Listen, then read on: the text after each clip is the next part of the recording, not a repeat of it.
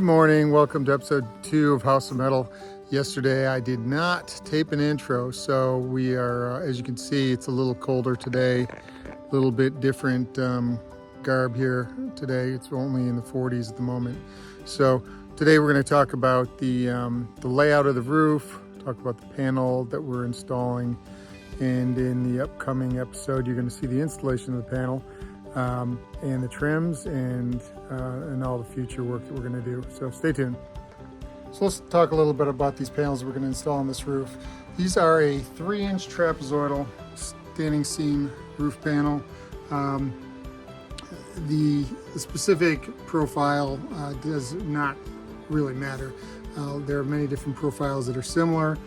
However, one thing that was important to check for me is I have fixed clips because the panels are only about 15 feet long. If they would have been 30 feet or more, I would have gone with a slider clip or an expansion clip. But what I did ask the sales rep when I ordered these was, what is the standoff of the clip? Meaning, how high is what is the gap between the bottom of the panel to the substrate when the clip is installed? And that's a 1/2 inch. So I'm going to cut strips of this 1/2 inch OSB, and this will be installed at the eave and up the rakes so that I can use the specific details I want. I'll show you the details as we go along, but this is my first step. And honestly, most people would not install a trapezoidal roof, especially on a small house like this. It's more of an industrial panel, but because I have the panels and that's going to be cost effective, that's what we're going to do. So we'll see how it goes.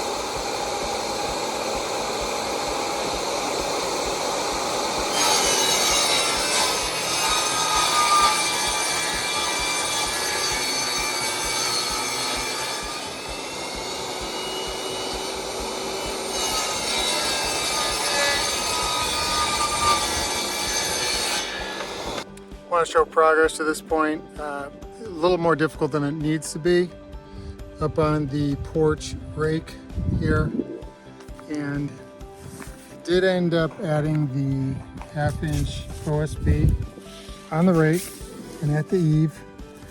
Added the eave trim and then the drip cleat over the top. So I like the cleat that has, I made it with the roof flange, so that's going to be set at the perfect height. All I have is drywall screws here. I will replace those tomorrow when I come back.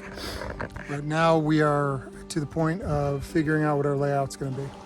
It's starting to get a little more windy today, so not going to stay up here very long. Just want to go over layout of the roof and how that's done with a metal panel. Okay, so the first thing we're going to need to do is find the center point of the roof. Since this is such a small roof, very easy for me to do myself. So take a tape measure to the center of the roof, and inscribe a line through. Here we end up right on the dormer, which is where I expected it to be. Second thing to consider is that you have two ways of laying out metal panel. You're either going to install an odd number of panels or an even number of panels on your roof. Considering the center line of the roof, if you have an even number of panels, you'll install the rib of the panel on the center line of the roof. If there are an odd number of panels on the roof, you'll have the center line of the panel on the center line of the roof. So here, let's take a look at the math. We have, and pull the tape each way, 191 1/4 times 2, the roof measures 382.5 inches. Because this panel is a 24-inch wide panel, I'll divide by 24. That gives me 15.9375. We don't worry about the decimal at the moment. We're going to multiply the 15 is the number of full width panels on the roof. So you multiply 15 by 24 inches, that gives you 360 inches. Subtract 360 from your roof width, 382 gives you 22.5 inches.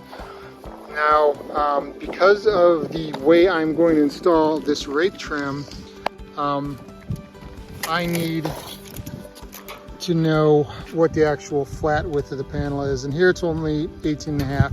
So I'm going to take that 22.5 inches, and rather than just have the panel, full width panel slightly smaller than 24 at 22 or 22.5, I'm gonna split that measurement in half. 11.25 is going to be on each side of the roof rake, and so that's what I'm going to use. So once I have my rake edge measurement, 11.25, I can lay out from the finishing point to the starting point. In this case, my panels are going to run right to left. So finishing point will be the north side of the roof. So I measure back 11.25, 24s across, finish at 11.25.